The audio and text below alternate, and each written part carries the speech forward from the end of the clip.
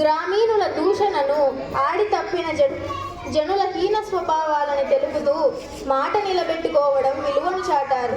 ఆడి తప్పే మనిషిని గాడిద కొడుకని తిట్టినప్పుడు విశ్వాసానికి మారుపేరుగా నిలిచిన జంతువు గాడిద ఏడ్చిందన్నారు. దీనిని చెప్తూ దృష్టాంతత రూపంలో సాగిన మీ పూరణ ఫల దూర్జటి తిమ్మన్న కవితులు లోకరీతికి వీధి లేకుండా పలికారు. ఇప్పుడు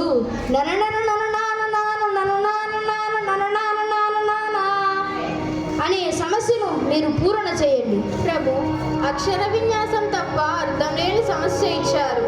అయినా చక్కని పూరణ కావిస్తాను.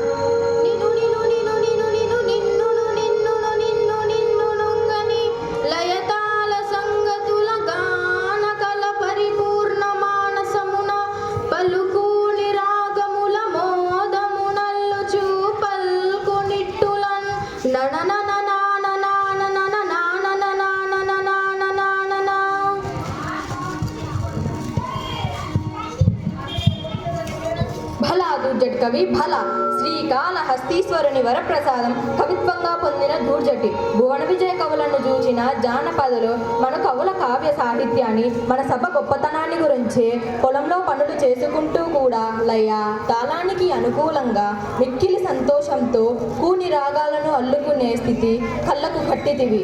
పనిలో పాటలతో పాటు పద్యాలను కూడా పాడుకునే వైఖరి అద్భుతం. అవునవును, సత్యం చెప్పారు. జానపదుల సొత్తు జానపదం. తరువాత రామకృష్ణ, మీ పద గుంపనాన్ని మెరుగు మేక మరియు తోక ఈ రెండు దత్త పదాలను ఆధారంగా చేసుకొని ఒక సీస పద్యం పాడండి. మమ్మేలిన దేవరా, నన్ను ఆదేశిస్తే కాదంటానా? ఆలకించండి మహాప్రభు.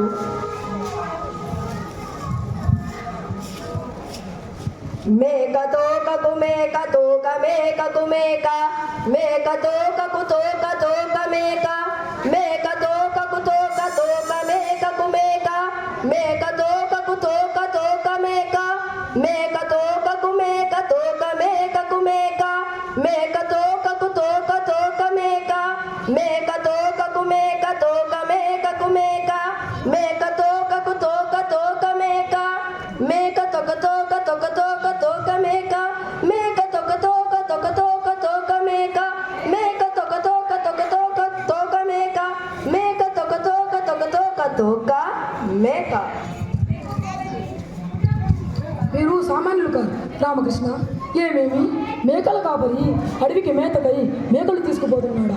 ఒక మేక ముందర పోతుంది. ఆ మేకకు తోక వెనుక బాగానే ఉంటుంది. ఆ తోక వెనుక మరొక మేక ఉంది. ఇలాగా మేకల మంది పోతున్న తీరును మేక తోక అన్న దత్తపదాలతో చక్కగా చిక్కగా చెప్పారు. శభాష్ రామకృష్ణ కవి శభాష్. మీ కత్తికి రెండు వైపులా పదునే, మరి అందుకే మీరు వికట కవి అయ్యారు. రామభద్ర, గోలుకొండ, మూలముండ, పూలదండ, కొత్తకొండ ఈ పదాలను ఆధారంగా చేసుకొని భారతార్థంలో ఒక పద్యం పాడండి. చిత్తం మహాప్రభు.